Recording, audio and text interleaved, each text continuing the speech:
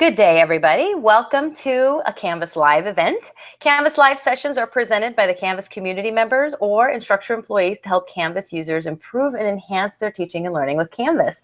Today, I have the pleasure to introduce Mark Garcia. He is a community member in our community, in our Canvas community, and he's here to talk about one of the most common issues we have encountered with students who are using Canvas for the first time, which is knowing which internet browsers are compatible with Canvas.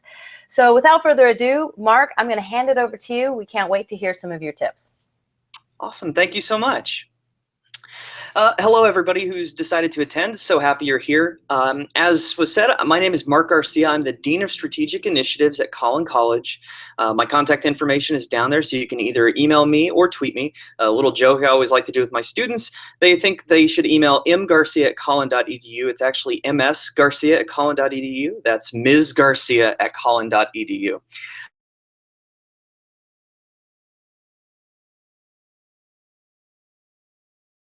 Script for Canvas. It's a very, very lightweight, easy to deploy widget that I think will hopefully help with some of the issues that you might encounter with your students. So let's go ahead and talk first and foremost about the problem that a lot of us usually encounter. And that is that students many times have a favorite go-to browser. Some students absolutely love the speed of Google Chrome. Others might prefer something a little more obscure like Opera. And then some students just use whatever browser winds up on the computer they buy just because it's the only one they recognize. The problem is, and those of you who've done any kind of extensive web development, especially in the late 90s, early 2000s, you know that not all browsers are made equally. There are many different types of browsers, and the behaviors of these browsers can be very, very different. So the problem we've encountered at my institution at times is that there are some students who use deprecated versions of browsers. They'll use Internet Explorer version 8, and they'll go to submit something in Canvas, and they'll just get this prolonged uploading screen, and they can't figure out why. And so then when the instructor tells them, oh, well, you need to change the browser, or we get an email from the instructor and we tell them change your browser, some of the students have no idea what a browser is, and some of the students have no idea how to figure out what version of the browser they're working with. Now, as many of you will know, Instructure has an extensive list of documentation and guides that give us information on what browsers are and are not compatible. But students have to know how to get to those guides, and even when they get there, they still might not know how to figure out what browser they have. So the solution I've developed, and this is a very, very simple solution, I will say and preface this with you will need admin access to implement this solution, but there's still some demos I'll show you today that are going to let you test it out so you can kind of see what it looks like. And then if you're not an admin, maybe you can suggest it to your admin department that you deploy it. So the solution I've implemented is a JavaScript and CSS-based solution that's going to put a browser widget in your instance of Canvas. It will only display in one area in Canvas, and that will be on the primary dashboard, because that's the one place that students, faculty, and any staff you might have all wind up going in Canvas that's the same, is that user dashboard. So this widget's going to pop up there. It's going to tell the student what version of a particular browser they're using. It's also going to give them additional information that will link them to the Canvas guides and a couple of other websites I think are useful. And the other thing I wanted to make sure of was, in the event that this widget was obscuring any information that the student or user needed, that they'd be able to dismiss it easily. All right, so just to give you kind of a brief preview of the look and feel of the widget, here it is running in my instance of Canvas. You can see it's very low key. It's in the lower right corner. And I wanted to make sure, too, that at any point in time, if the widget obscured any important information in Canvas, that the user could then dismiss it. And so I've got that close button in the upper right corner that will dismiss the widget.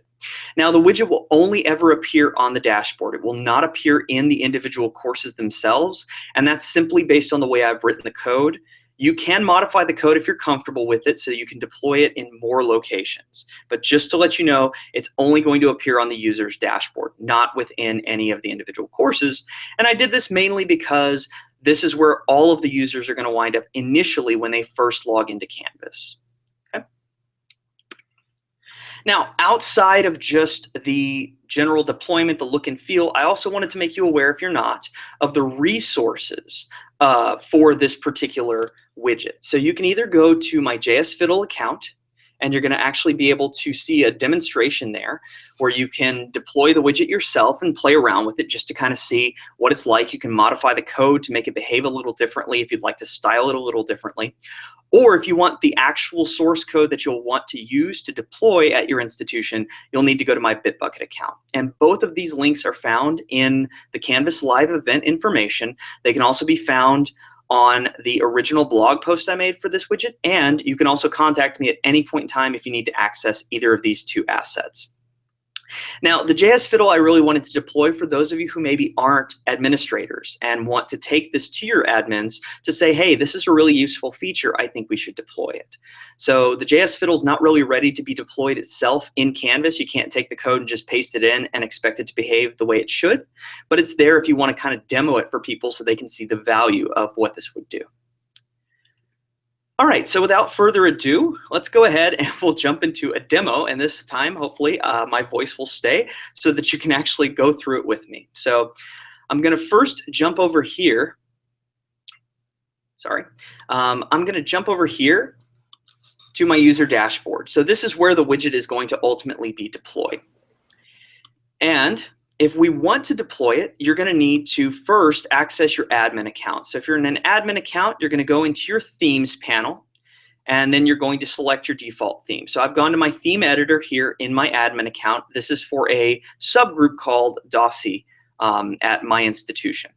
Once you're in your theme editor, you're going to want to click on Upload. So you'll initially wind up here in Edit, but you'll want to click on Upload, and you're going to select the CSS and JavaScript files for the widget. So you're going to have downloaded these from my repo, and then you're just going to click and find the CSS file. Here it is for me. And then you'll do the same for the JavaScript file.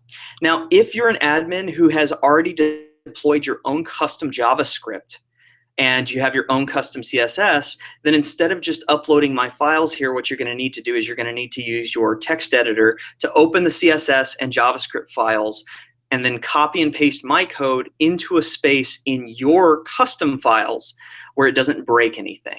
And that usually can be either the beginning or the end of the files.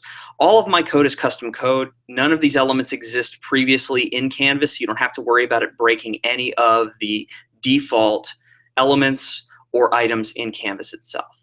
So I've uploaded my CSS and JavaScript. I'm going to click on Preview Changes. And then once I have done that, and it has refreshed, then I'm going to go ahead and open up the user dashboard here on this page, and I'm going to just refresh this, and we should now see that browser widget. And there it is. So it's telling me I'm using Safari, which I am. It's Safari 10. If I want to just kind of get this out of the way, so if I scroll down, you'll notice it's kind of blocking some of the links here. I can just click this and it dismisses that. To bring it back, it's as simple as just refreshing the page. And then if I click Read More, it opens this up, so I get a couple of additional options. I can do either more info on my browser. I can do, is my browser compatible with Canvas? Is my computer compatible with Canvas? These two links at the bottom here are going to take you to the Canvas guides that talk a little more about this information. But if I click here on more info on my browser, it's going to take me to this website, what browser am I using? Which not only tells me that I'm using Safari 10, but it's going to give me additional information like my operating system, my IP address for this particular computer. It's going to give me the option to find out if I have JavaScript enabled, along with a variety of other key pieces of information. So it's a very useful widget in that it kind of lets students figure out some of those finer details that they might not otherwise know. And even if you have it opened like this, you can still dismiss it at any time. So that is ultimately how you would go about deploying this JavaScript and CSS-based widget. And at this point in time, I'll happily field any questions we might have.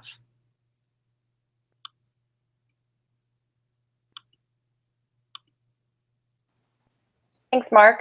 If anyone has any questions, feel free to post them in the chat.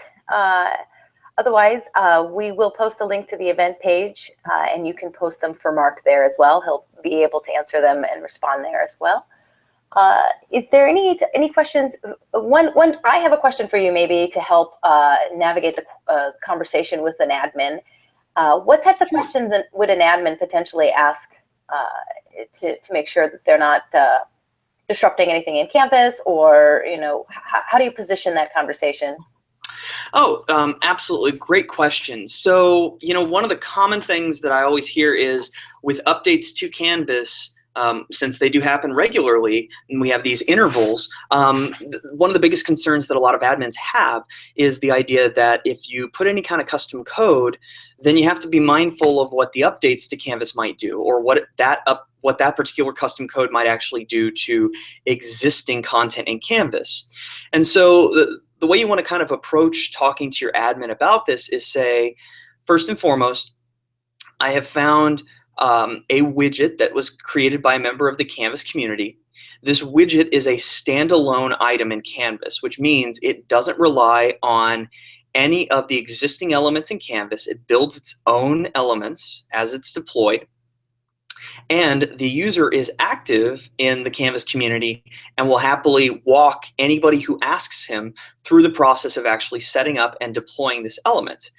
The other thing that's really important to kind of note is that if at any point in time Instructure does make an update to the Canvas environment that renders my app useless, none of the other content in Canvas will be affected, and students won't actually know that anything broke unless they're expecting to see the little browser window pop up. So at that point in time, most of those students, I think, would already know what browser they're using, hopefully, and they probably wouldn't necessarily need the widget so much. But the good news is that if the widget breaks, in theory, the only thing that's broken is the widget itself. It does not affect any other part of the Canvas environment. And thankfully, with sub-accounts and a variety of other resources available, admins can test this widget extensively in the test environment or even on a live Canvas account in the live instance without it affecting the entire institution. And that's really how we test here, is we start on sub-accounts. So we have just a sub-account dedicated to me, so I can test and deploy some of these features, and the only person that's affected by it is me. And so that might be the other part of the conversation with your admin, is you suggest and recommend maybe that they simply look at utilizing a sub-account to deploy before you actually deploy across the entire institution. Thanks, Mark. Someone posted about sharing the code with the community, but I posted a link to your blog. I assume that all that information is there. Will you be sharing your slide deck as well with the community? Yes, absolutely. And then also, if, since you're probably keeping an eye on the code and probably going to update if anything does break in the future, would it be safe to say recommend people to follow the blog, or bookmark the blog that you created, that if any updates do occur or any changes do occur, that you would be updating that there? Absolutely. So the blog has links to both my Bitbucket and my JS Fiddle, and for both of those, whenever I make any updates to the code itself, those updates are reflected in both of those resources. And the way those resources work is the link that I provided will always take you to the latest version of that resource.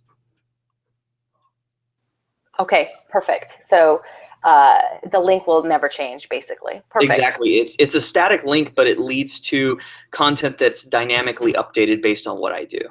Awesome. Great. It doesn't look like there are any other questions coming in, and we want to be respectful of your time and the time of people who are watching the session. We really appreciate your feedback. These little insights these are actually big insights. I mean, these are great workarounds, but they really solve a problem that's sort of a unique problem that we see students have all the time. So we really appreciate you sharing your insights. And we hope to see you in a future Canvas Live session again, sharing some more awesome stuff. Awesome. Yeah, we'll just go ahead and go to that last slide if you don't mind. Sure. To sort of wrap up the session.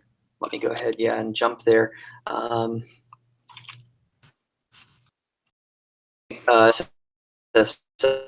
out and everything, it might have booted me off my slide deck. Oh, there we go. Awesome. Okay, there we go. And let me go ahead and share my screen.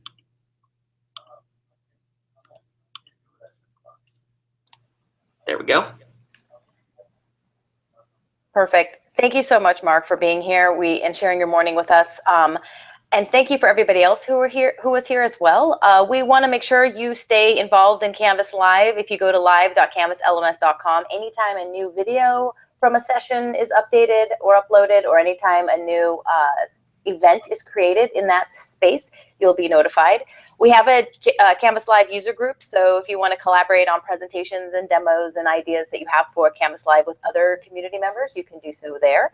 And then we, of course, have our Canvas chat rooms where other community members are chatting live and in real time. So if you want to participate there, the information is on the Canvas Live website as well. Thank you, everyone, for being here. I hope you have a wonderful rest of the week and stay productive, and we will all see you in the community.